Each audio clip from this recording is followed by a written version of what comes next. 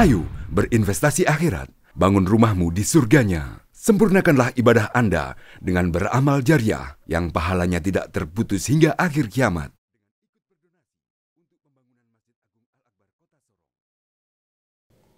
A'udzu billahi minasy syaithanir rajim. Bismillahirrahmanirrahim. Wa idz qultum ya Musa lan nu'mina laka hatta narallaha jahrah narallaha jahratan fa'akhadhatkumus sa'iqatu wa antum tanzurun.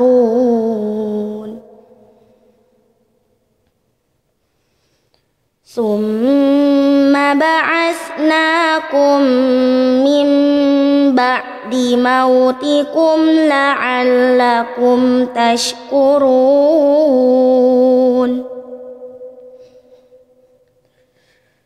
Wa zallalna 'alaikumul ghamama wa anzalna 'alaikumul manna wassalwa.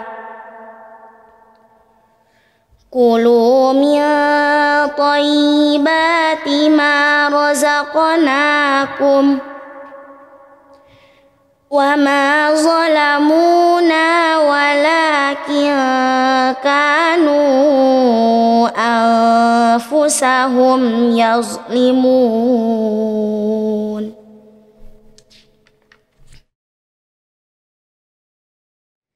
Wa idz qulna dakhulu hadhil qaryata fakulu minha haitsu syi'tum ragada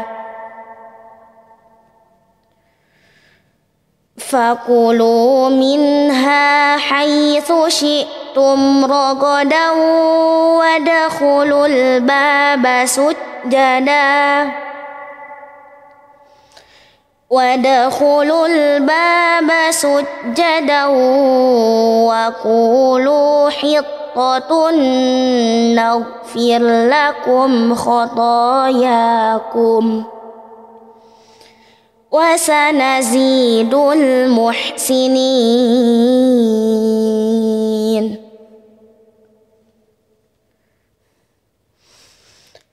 فبدل الذين ظلموا قولا غير الذي قيل لهم فأنزلنا على الذين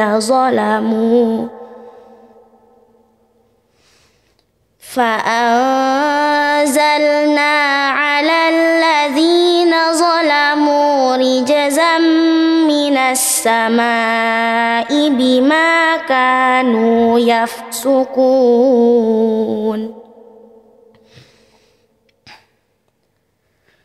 وإذ استسقى موسى لقومه فقلنا اضرب بعصاك الحجر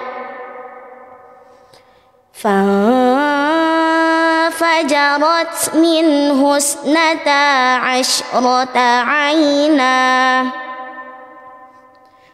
قد علم كل أناس مشربهم كلوا واشربوا من رزق الله ولا تعثوا في الأرض مفسدين.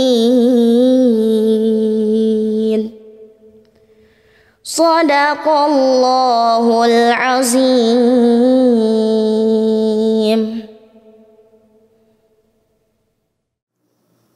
Bismillahirrahmanirrahim. Assalamualaikum warahmatullahi wabarakatuh. Alhamdulillah. Wassalatu wassalamu ala rasulillah wa ala alihi wa ashabihi wa man wala. Ashhadu an la ilaha illallah wahdahu la syarika lah wa ashhadu anna Muhammadan abduhu wa rasuluh. Kaum muslimin, muslimat, pemirsa yang dirahmati Allah. Alhamdulillah, bersyukur kita kepada Allah Subhanahu wa taala yang masih melimpahkan nikmatnya kepada kita semua. Pada kesempatan ini tentu hanya dengan izinnya kita bisa bersilaturahim dalam kegiatan yang penuh keberkahan ini. InsyaAllah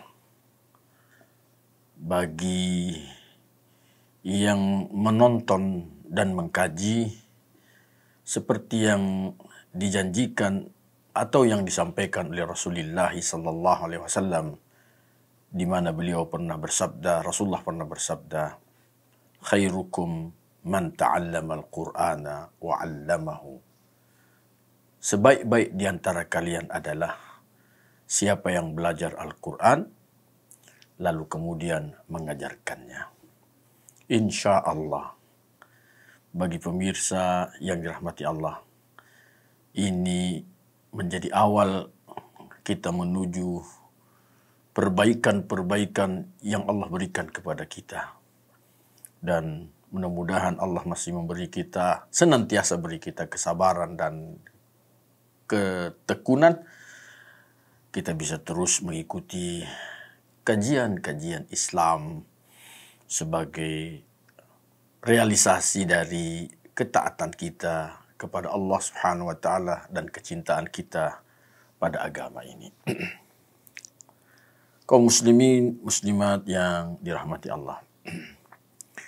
Ayat yang barusan dibacakan tadi oleh salah seorang dari qari kita, ayat yang ke-55 surah Al-Baqarah, Allah Subhanahu wa taala menyatakan, wa idh qultum ya Musa lan nu'mina laka hatta narallaha jahra fa akhadhatkumus sa'iqatu wa antum tanzurun.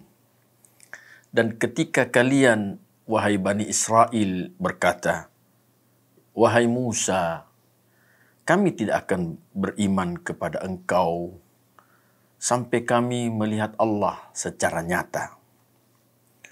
Fa'akhadatkumus sa'iqah. Lalu kalian diazab oleh Allah dengan sa'iqah, suara yang keras bercampur petir. Wa antum tanzurun, dan kalian semua menyaksikannya. Thumma ba'athnakum min ba'di mautikum. Kemudian sesudah itu kami hidupkan lagi kalian sesudah kalian mati. La'allakum tashkurun. Mudah-mudahan kalian bersyukur. Jemaah yang dirahmati Allah. Hatta narallaha jahratan. Mereka, Bani Israel, berkata, wahai Musa, kami tidak akan beriman kepadamu. Kami tidak akan percaya kepada engkau hatta narallaha jahratan, sampai kami bisa melihat Allah secara nyata. Mereka yang mengucapkan kata itu, kalimat itu, hatta narallaha jahratan, yaitu mereka yang jumlahnya 70 orang yang dipilih oleh Nabi Musa tadi menemani beliau untuk naik ke Bukit Tur. Bayangkan, mereka lelaki pilihan dari Bani Israel diberi keistimewaan untuk bisa bersama Nabi Musa naik ke Bukit Tur Sina, di mana Nabi Musa ingin menerima wahyu dari Allah. Meskipun mereka yang 70 orang ini tak sampai ke puncak karena ada batasan-batasan daerah atau tempat yang tidak bisa mereka lewati. Tetapi ini menunjukkan bahwa ada kemuliaan pada mereka yang 70 orang itu. Ada kelebihan mereka karena mereka lah orang-orang yang terpilih. Tetapi persoalannya bahwa mereka tidak tahu diri bahwa mereka adalah orang-orang pilihan yang dipilih langsung oleh Nabi mereka, Nabi Musa alaihissalam. Dalam ayat ini menunjukkan bahwa mereka orang yang pertama kali yang ingin melakukan penyimpangan-penyimpangan, hal-hal yang melampaui batas. Mereka dengan lancang berkata kepada Nabi mereka, Nabi Musa, kami tidak akan percaya kepadamu, wahai Musa, sampai kami bisa melihat Allah secara nyata. Allah bukan makhluk. Allah memiliki segala kemahaan. Allah maha kuasa. Allah maha kuat. Sedangkan kita manusia ini juga maha lemah. Tidak mungkin kita manusia ini bisa menggapai zatnya Allah Subhanahu wa ta'ala. Tidaklah mungkin. Kenapa? Terlalu jauh jaraknya antara makhluk dengan sang Khalik. Indra yang kita miliki tidak akan pernah mampu mengungkap dan mengurai zatnya Allah Subhanahu wa ta'ala. Jadi keinginan mereka untuk bisa melihat Allah secara nyata, ini keinginan yang mustahil. Tetapi di sisi lain, ini juga menunjukkan kedurhakaan. Itulah sebabnya sehingga Allah nyatakan, فَأَخَذَتْكُمُ الصَّاعِقَةُ وَأَنْتُمْ تَنْظُرُونَ. Maka kalian ditimpa dengan sa'iqah.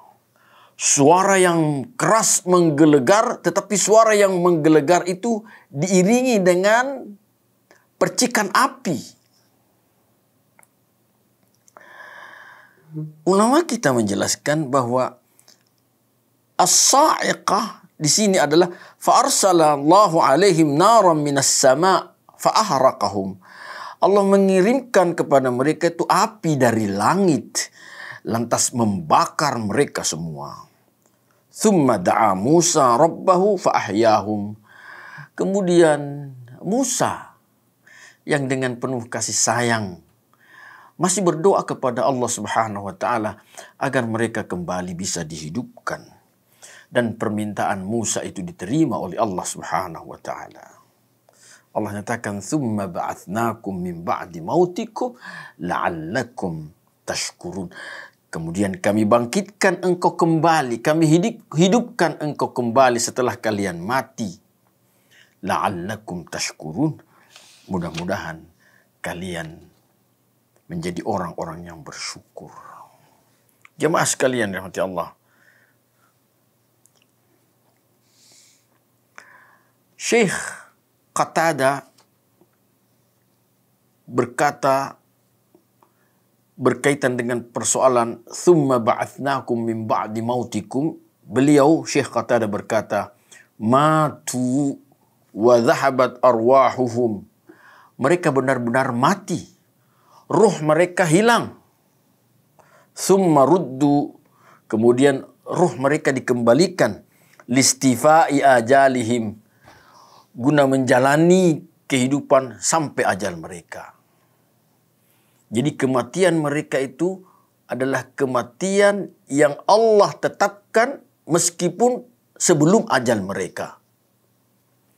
Allah matikan mereka dengan sa'iqah, suara yang keras yang bercampur dengan api, dan itu yang membuat mereka mati. Dan peristiwa yang seperti ini menjadi pembelajaran besar bagi mereka. Tentu kita pun juga ya yang membaca Al-Quran ini hendaknya menjadi ibrah, pembelajaran yang berharga bagi kita semua. Kaum muslimin jamaah Jumat yang dirahmati Allah. Berikutnya di ayat yang ke-57 Allah nyatakan, wa dhallalna 'alaikumul ghamama wa anzalna 'alaikumul manna wassalwa. Dan kami naungi di atas kalian al-ghamam, awan. Kemudian kami turunkan kepada kalian al-manna wassalwa. Lantas Allah menyatakan, kulu min tayyibati ma razaqnakum. Makanlah yang baik-baik yang kami rezekikan kepada kalian. Wa ma zalamuna walakin kanu anfusahum yadhlimun. Dan tidaklah mereka itu menzalimi kami. Tidak akan pernah mereka itu menzalimi kami. Akan tetapi merekalah yang menzalimi diri-diri mereka sendiri. Jamaah yang dirahmati, dijelaskan dalam tafsir Al-Qurtubi ini, wa dzakara al-mufassirun, para ahli tafsir menyebutkan anna hadza jara fitih, bahwasanya kejadian ini yaitu mereka dinaungi oleh awan, itu kejadiannya di sebuah daerah yang namanya Tih. Tih itu terletak baina Misra wa Syam, antara Mesir dan Syam.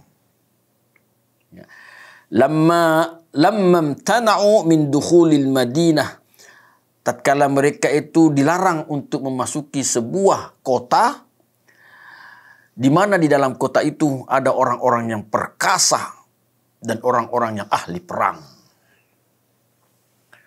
Jadi mereka disuruh oleh Nabi Musa untuk masuk ke dalam sebuah kota, dan dinyatakan dalam keterangan yang lain bahwa kota itu yang dimaksudkan adalah Palestina. Mereka tidak mau memasuki kota itu karena di kota itu ada orang-orang yang perkasa, ada orang-orang yang jago di dalam bertarung. Karena mereka tidak mau memasuki kota itu karena takut, sehingga mereka tinggal di luar kota. Tinggal di padang pasir. Tentu kesengsaraan karena kondisi padang pasir tadi. Tetapi dengan rahmat Allah Subhanahu wa taala, Allah mengirimkan awan untuk senantiasa menaungi mereka sehingga mereka tidak kepanasan. Kemudian setelah itu mereka tinggal di padang pasir itu. Allah memberikan rezeki mereka al-manna was-salwa. Apa itu manna dan salwa, jemaah sekalian? Jelaskan di sini, diriwayatkan bahwa turun kepada mereka itu al-man min tulu'il fajri ila tulu'il syams. Dari terbitnya fajar sampai kepada terbitnya matahari. Fajar yang dimaksudkan jemaah sekalian adalah fajar seperti kita ini, yang katakanlah ketika kita berpuasa. Ketika kita berpuasa, Rasulullah SAW, Allah Subhanahu wa taala, Rasulullah SAW memberi kita kesempatan untuk makan sahur sampai terlihatnya benang putih. Ketika benang putih sebelum subuh itu terlihat atau masuknya waktu subuh itu terlihat, maka itulah waktu fajar. Jadi fajar yang dimaksudkan adalah fajar subuh. Jadi al-man itu turun setelah terbitnya waktu fajar, maksudnya sudah kelihatan itu benang putih, ila tulu'is syams, sampai kepada terbitnya matahari. Kasalji, man itu seperti salju, dan dia manis seperti asal, seperti madu. Jadi bentuknya seperti salju, tapi manisnya seperti madu. Diceritakan pula di sini Pak, bahwa fayakhudur rajul ma yakfihi liyaumihi, setiap orang mengambil man itu apa yang bisa mencukupi dia untuk bisa mereka nikmati dalam sehari itu. Fa inid dakhara minhu syai'an fasada alaih. Kalau dia simpan untuk dikonsumsi sore besok harinya, maka man itu akan menjadi rusak. Illa fi yaumil jumu'ah, kecuali pada hari Jumat. Fa innahum kanu yaddakhiruna li yaumis sabt. Maka mereka mengambil man itu sebanyak-banyaknya untuk bekal dimakan, dikonsumsi pada hari Sabtu. Kenapa? Karena pada hari Sabtu itu adalah hari khusus peribadatan mereka. Mereka ditentukan oleh Allah, disyariatkan oleh Allah untuk tidak bekerja, tidak melakukan aktivitas lain kecuali hanya untuk beribadah kepada Allah Subhanahu wa taala. Meskipun di kemudian hari perjanjian mereka dengan Allah untuk beribadah pada hari Sabtu itu mereka juga langgar. Sehingga ada azab lain yang Allah timpakan kepada mereka disebabkan karena mereka melanggar peribadatan di hari Sabtu itu. Jemaah yang dirahmati Allah. Inilah man, al-manna, yaitu sejenis embun, salju yang turun antara terbitnya benang putih, terbitnya fajar sampai kepada terbitnya matahari, dan rasanya manis seperti madu, dan Allah memberi kesempatan mereka untuk mengkonsumsi satu harinya saja. Tidak bisa dijadikan, diambil sebagai bekal, kecuali pada hari Jumat Allah berikan keringanan, pengecualian pada hari Jumat, maka mereka bisa untuk menyimpannya agar bisa dikonsumsi pada hari Sabtu, karena hari Sabtu itu mereka gunakan untuk beribadah dan mereka memang dilarang untuk melakukan aktivitas lain. Adapun salwa berkata Ibnu Atiyah, yang namanya salwa adalah tair, sejenis burung kecil, agak kecil, lincah, tapi penuh gizi. Tak bisa terbang jauh. Sejenis burung agak kecil, tak bisa terbang jauh, lincah. Dan ada yang mentamsilkan dia mirip seperti burung puyuh. Jadi itulah salwa. Jemaah sekalian, dua makanan ini Allah pilihkan kepada mereka. Al-manna was-salwa. Tentu keyakinan kita adalah kalau Allah memilihkan sesuatu, tentu itu yang terbaik. Tentu itu yang terbaik. Sehingga Allah Subhanahu wa taala menyatakan, "Kulu minat thayyibati ma razaqnakum." Makan yang baik-baik yang kami rezekikan kepada kalian. Sekalipun hanya dua jenis, manna was salwa, tetapi Allah nyatakan itulah yang terbaik. Makanlah oleh kalian yang baik-baik itu. Tetapi di kemudian hari, jemaah sekalian, kembali mereka, Bani Israel ini, melakukan banyak khidah, banyak tipu daya, pelanggaran-pelanggaran terhadap syariat-syariat yang Allah telah tetapkan kepada mereka. Sehingga Allah mendahului, wa ma zalamuna walakin kanu anfusahum yadhlimun. Mereka tidaklah menzalimi kami, tetapi mereka sendiri yang menzalimi diri-diri mereka. Ini juga pada intinya ini bermakna bahwa apa yang Allah berikan itu kepada mereka, itulah yang terbaik. Yang dua itu Allah berikan bukan karena Allah Subhanahu wa taala tidak suka kepada mereka, tetapi karena kesalahan mereka sendiri. Sehingga Allah mencukupkan dua rezekinya itu kepada mereka, yaitu al-manna was-salwa.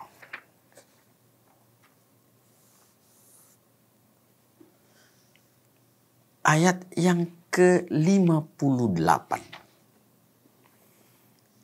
Allah berfirman, وَإِذْ قُلْنَا ادْخُلُوا هَذِهِ الْقَرْيَةَ فَكُلُوا مِنْهَا حَيْثُ شِئْتُمْ رَغَدًا. Dan ketika kami berkata, masuklah kalian ke kampung ini. فَكُلُوا مِنْهَا حَيْثُ شِئْتُمْ رَغَدًا. Makanlah kalian apa yang ada di dalam kampung itu, yang kalian temukan di kampung itu dengan sepuas-puasnya. Makanlah kalian apa yang kalian temukan di kampung itu dengan sepuas-puasnya. Jumhur ulama mengatakan kampung yang dimaksud adalah Baitul Maqdis. Masuklah kalian ke Baitul Maqdis dan makanlah apa yang kalian temukan di Baitul Maqdis itu dengan sepuas-puasnya. Baitul Maqdis itu menurut pendapat jumhur ulama.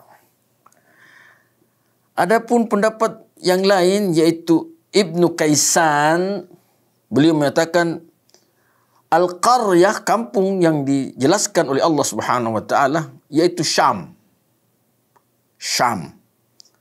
Sedangkan Dhahhak menyatakan Ramlah, wa Urdun dan Urdun, wa Palestin dan Palestin, wa Tadmur. Jadi kampung yang dimaksudkan menurut Dhahhak itu ada 4. Yang pertama Ramlah, yang kedua Urdun, yang ketiga Palestin, dan yang keempat adalah Tadmur.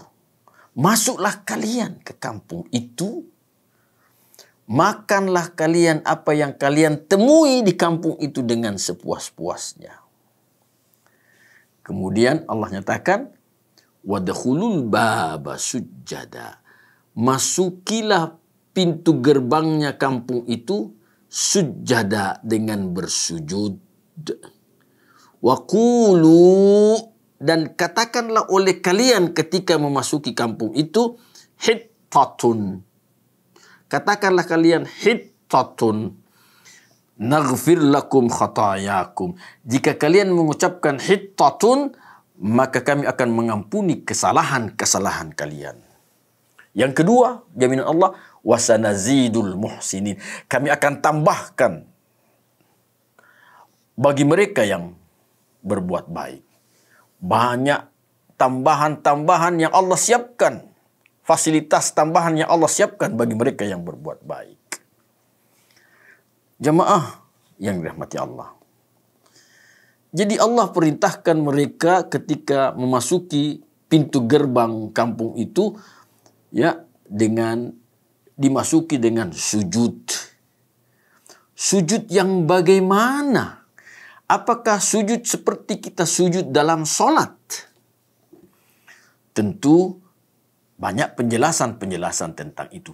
Dan ini yang perlu kita perhatikan. Ibnu Abbas, beliau menyatakan sujud yang disebutkan oleh Allah Subhanahu wa taala dalam ayat ini adalah munhinina ruku'a. Munhinina ruku', menunduk seperti orang yang ruku'. Jadi dalam keadaan tunduk, miring ke bawah seperti orang ruku', tidak membusungkan dada. Jadi bukan ruku' seperti kita, bukan sujud seperti kita sujud di dalam salat, tidak. Tetapi merendahkan diri, tunduk seperti orang yang ruku'. Qila, ada pula pendapat lain mengatakan mutawadhi'ina khudu'an la hay'atan la mutawadhi'una khudu'an la ala hay'atin muta'ayyinah. Mutawadhi'in, tawadhu', tawadhu' merendah diri, tidak menyombongkan diri. Khudu'an tadi tidak takabur. La ala hay'atin muta'ayyinah, disebutkan bahwa tidak terpatok kepada bentuk-bentuk yang tertentu, tidak. Yang penting dia mutawadhi', tawadhu', rendah diri, rendah hati, khudu'an, ya, tidak membusungkan dada, tidak menyombongkan diri. Jemaah yang dirahmati Allah, tentu ini sesuatu yang menjadi hal yang mesti pula kita amalkan bagi kita yang perantau. Kita memasuki daerahnya orang, kita tamu, masuk di daerahnya orang, tentu kita harus merendah diri. Tidak boleh kita sombong. Allah mengajarkan kita akhlakul karimah, budi pekerti yang mulia. Kita harus tahu diri bahwa kita adalah al-muhajirin, orang-orang yang hijrah. Kita meninggalkan negeri kelahiran kita, memasuki daerah yang baru. Jadi tidak dibenarkan kita sombong, angkuh, membusungkan dada. Tidak.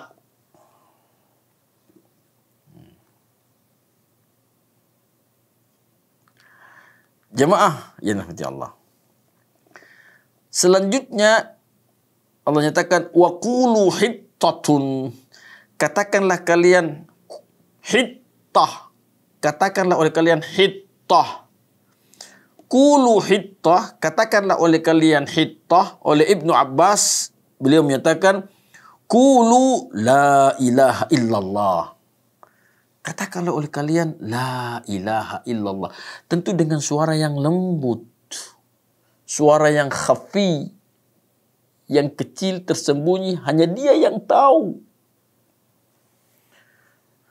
Wa fi haditsin akhar, dan dalam hadis yang lain di sini nyatakan qulu maghfirah. Katakanlah maghfirah. Ampunan, ampun, maaf, maaf, maaf. Ya. Dan tentu kita bisa melihat dan menilai kalau sekiranya kita berhadapan atau melihat orang yang lagi bercakap-cakap dengan kita, atau kita duduk dalam sebuah majelis, lantas ada orang yang bertutur kata, dan dari beberapa kalimat tutur katanya itu selalu diiringi dengan maaf, maaf, maaf, maaf. Kalau ini sekiranya ada kesalahan, maaf. Kalau ini menyinggung perasaan, maaf. Dengan seringnya dia mengucapkan maaf, itu artinya menunjukkan kemutawadhi'annya. Dia orang yang tawadhu'. Jemaah yang rahmati Allah. Wa qulu hittatun naghfir lakum khatayakum. Katakanlah oleh kalian hittah, maka kami akan mengampuni kesalahan-kesalahan kalian. Wa sanazidul muhsinin. Kami akan tambahkan bagi mereka yang berbuat baik. Dan di ayat berikutnya jemaah sekalian, bagaimana sikap mereka setelah diberi penjelasan bahkan perintah dari Allah Subhanahu wa taala? Fabaddala alladhina zalamu qawlan ghayra alladhi qila lahum. Maka orang-orang yang zalim itu mengganti perkataan yang dikatakan kepada mereka. Mereka mengganti kata hittatun itu diganti dengan hintatun. Hittah itu artinya al-af, maafkan, maafkan, maafkan. Tapi mereka mengganti dengan hintoh. Hintoh itu artinya biji gandum. Jadi dengan mengganti itu, di samping merubah pengajaran dari Allah Subhanahu wa taala, Allah mengajarkan, memerintahkan kepada mereka untuk mengucapkan hittah. Hittah itu artinya maafkan, maaf, maaf, ampunkan. Tapi mereka mengganti dengan hintah, itu artinya mereka mendurhakai Allah, sekaligus menunjukkan kerakusan mereka terhadap persoalan makan-memakan. Jemaah sekalian rahmati Allah, pembelajaran lain yang Allah berikan kepada kita dari peristiwa ini adalah seperti yang disampaikan oleh Rasulullah SAW, bahwa Allah Subhanahu wa taala akan memperbaiki keadaan kita, kualitas kita, ketika kita menyampaikan sesuatu sesuai dengan apa yang kita dengar. Rasulullah SAW beliau bersabda, "Naddarallahu imra'an, naddarallahu amran, sami'a maqalati, faballaghaha kama sami'aha." Allah Subhanahu wa taala memperbaiki suatu urusan. Suatu urusan akan diperbaiki oleh Allah, di mana yang menyampaikan urusan itu dia mendengar ucapan-ucapan Rasulullah sallallahu alaihi wasallam, kemudian dia sampaikan apa yang dia dengar itu, dia sampaikan sebagaimana apa yang dia dengar, tidak ditambah-tambah dan tidak dikurang-kurangi. Maka urusan orang seperti itu yang menyampaikan seperti apa yang dia dengar akan diperbaiki urusannya, dielokkan urusannya oleh Allah Subhanahu wa taala. Jemaah yang dirahmati Allah, mereka mengganti kata hittatun dengan kata hintatun. Akibatnya fa'anzalna alaihi 'alal ladzina zalamu rijzam minas sama. Maka kami turunkan kepada orang-orang yang zalim tadi. Zalimnya apa? Mengganti kalimat yang Allah perintahkan untuk diucapkan, diganti dengan yang lain. Maka ini bentuk kezaliman. Allah turunkan kepada mereka rijzam minas sama. Ar-rijzu huwal adzabu. Rijz itu adalah siksaan, tapi menghinakan. Siksaan yang menghinakan, azab yang menghinakan. Ada azab yang Allah turunkan kepada mereka yang pendurhaka, tetapi mereka yang ditimpa azab itu langsung mati. Mati. Tewas menjadi bangkai. Tetapi mereka yang diturunkan azab yang menghinakan mereka. Jemaah yang dirahmati Allah. Wal-iyadu billah, kita bermohon perlindungan kepada Allah. Mudah-mudahan kita tidak mengalami seperti orang yang diberi azab oleh Allah, tetapi azab itu menghinakan mereka. Ada orang yang diazab oleh Allah berupa penyakit. Penyakit itu betul-betul menghancurkan fisik dari orang itu. Ada yang membuat dia jadi gila. Orang itu jadi gila dan menghancurkan harga dirinya orang itu.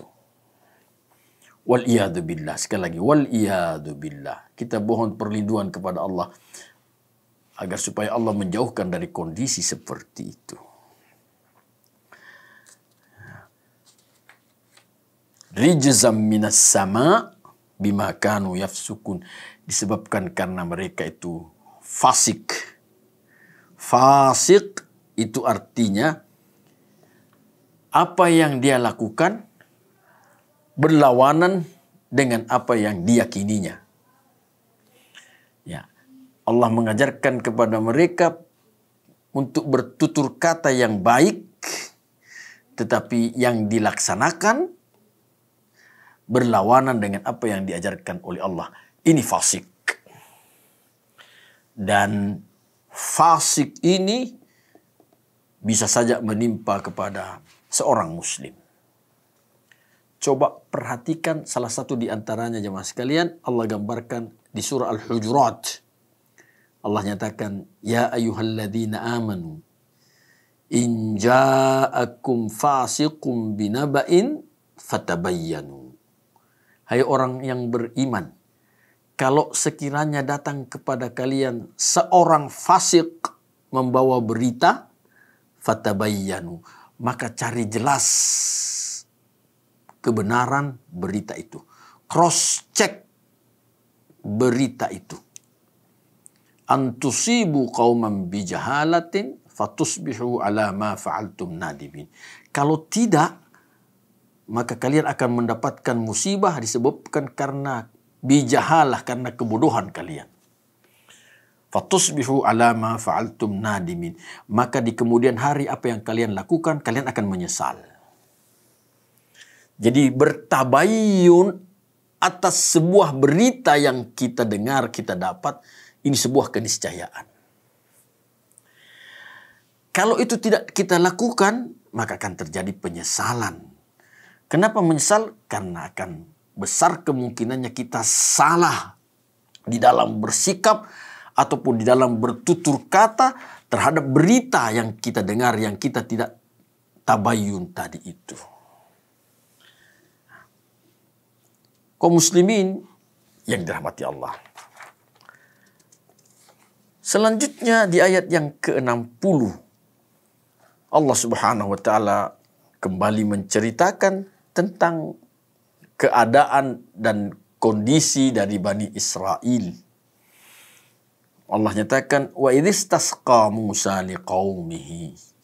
Dan ketika Musa meminta minum untuk kaumnya.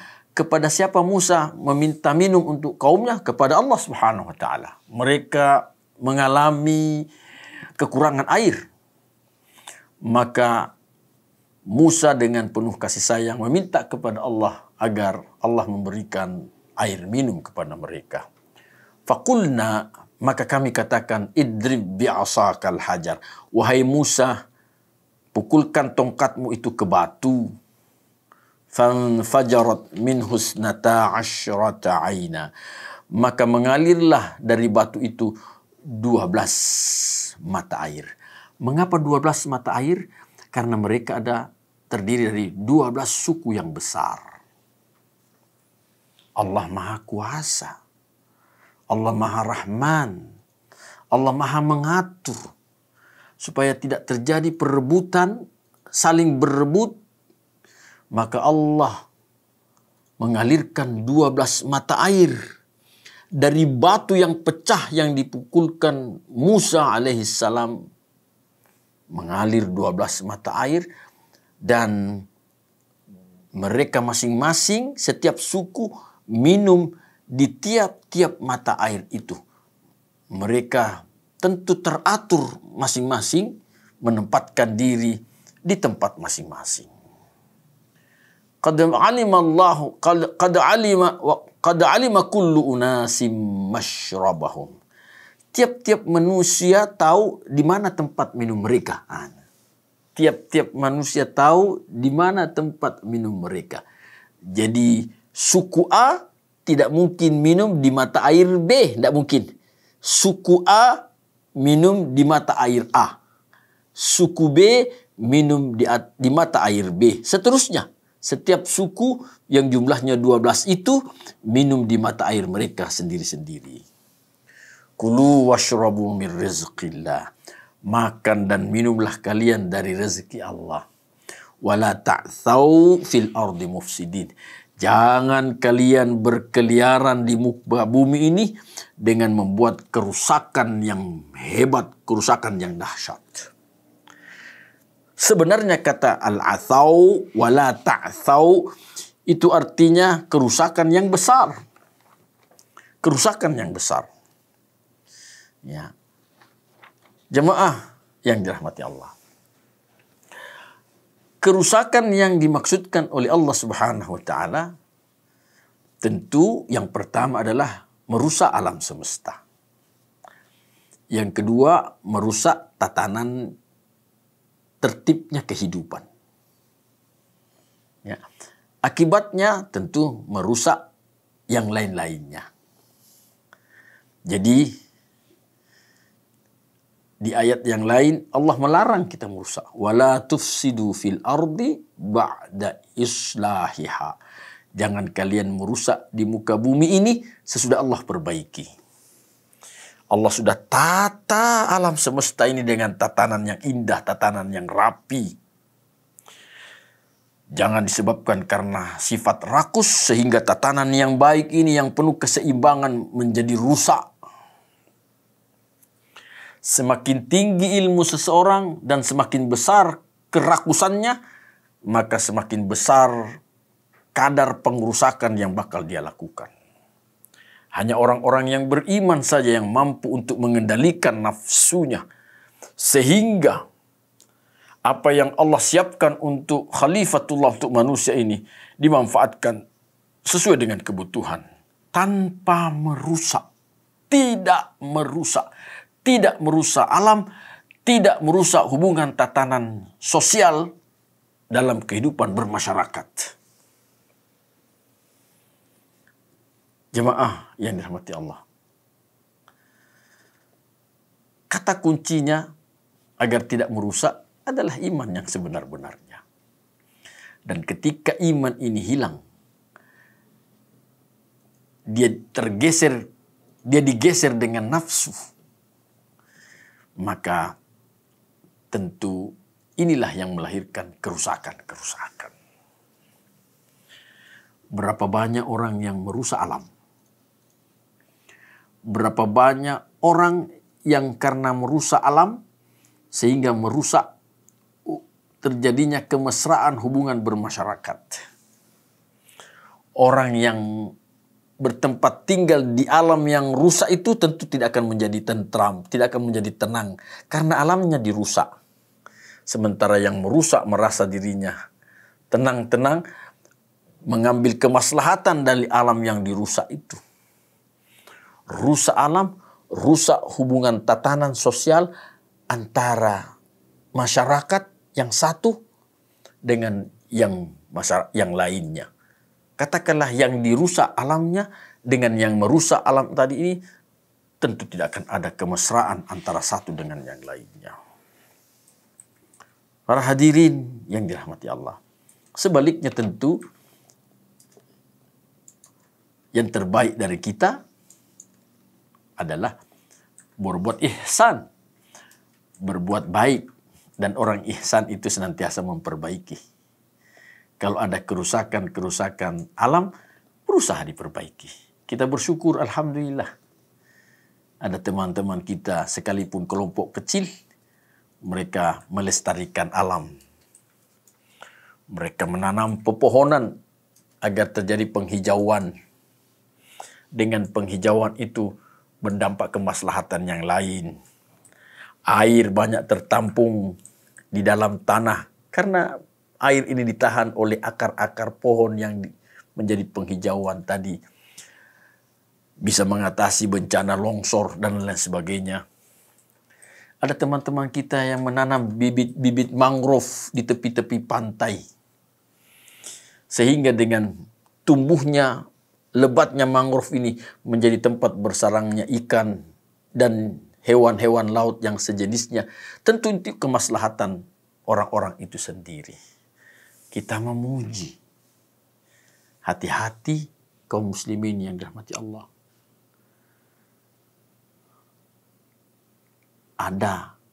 Bisa jadi ada kesalahan kecil kita, menurut kita kecil, tapi dampaknya besar. Sembarangan membuang sampah. Ini pernah kita rasakan dampaknya di Sorong. Sembarangan membuang sampah. Akibatnya, got menjadi mampet dan air mengalir tentu terganggu. Air tersumbat dan ini salah satu penyebab terjadinya banjir. Tentu ada penyebab-penyebab yang lain. Penggundulan hutan. Ada pula orang yang berkaitan dengan sampah ini melakukan kesalahan yang lebih besar daripada sembarangan membuang sampah tadi. Membuang sampah di got. Ada orang yang membuang sampah di tepi atau di depan rumahnya orang. Tentu ini juga termasuk menzalimi orang. Pada hakikatnya tidak ada orang yang mau rumahnya ditempati untuk pembuangan sampah. Mari jemaah sekalian, kita menganggap bahwa ini mungkin kesalahan kecil, tapi tentu kita menzalimi orang. Di samping bencana yang bisa didapat, bencana yang dirasakan oleh orang banyak, tetapi yang pasti pula bahwa secara spesifik kita menzalimi orang yang kita buang sampah di depan rumahnya atau di pinggir rumahnya. Gunakan akal sehat kita, karena dengan akal sehat itu insya Allah sesuai dengan fitrah kita. Jangan kita merusak di muka bumi ini, karena perbuatan merusak itu tentu bukan perbuatan orang yang beriman kepada Allah Subhanahu wa Ta'ala. Jemaah yang dirahmati Allah, Semoga Allah Subhanahu wa taala senantiasa membantu kita dalam perbaikan hari-hari esok kita. Sebab semakin bagusnya kehidupan kita di hari esok menunjukkan bahwa kita orang yang tahu diri dan pandai bersyukur kepada Allah Subhanahu wa taala. Kita akan menjadi orang yang beruntung insya Allah ketika hari ini lebih baik daripada hari kemarin dan hari esok kita lebih baik daripada hari yang sekarang ini. Semoga Allah senantiasa merahmati kita semua. Hadanallah wa iyyakum ajma'in. Assalamualaikum warahmatullahi wabarakatuh. Ayo dukung media dakwah Masjid Agung Al-Akbar dengan ikut berdonasi pengadaan alat multimedia dan operasional dakwah. Usia boleh terputus, pahala jariah mengalir terus.